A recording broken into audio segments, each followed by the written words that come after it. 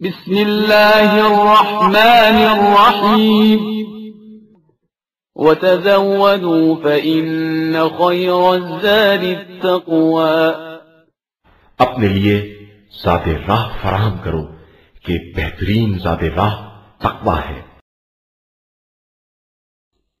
سورۃ الفلق۔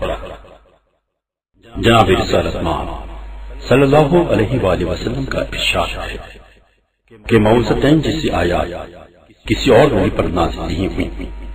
جو شخص ماہ صیام میں اس سورہ کو واجب اور نفل نمازوں میں پڑھے گا تو گویا اس نے مکے میں روزے رکھے اور اسے حج اور عمرے کا ثواب ملے گا۔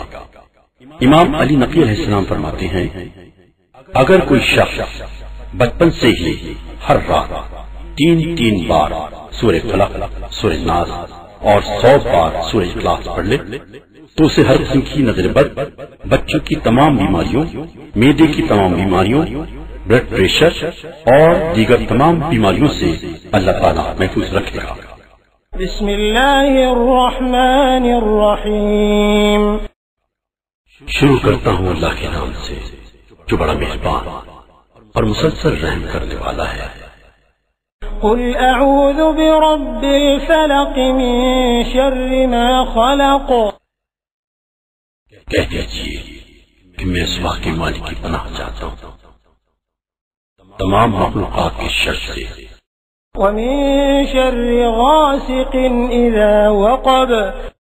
اور اندھیری رات کے شر سے جب اس کا اندھیرا چھا جائے، ومن شر النفاثات في العقد ومن شر حاسد اذا حسد۔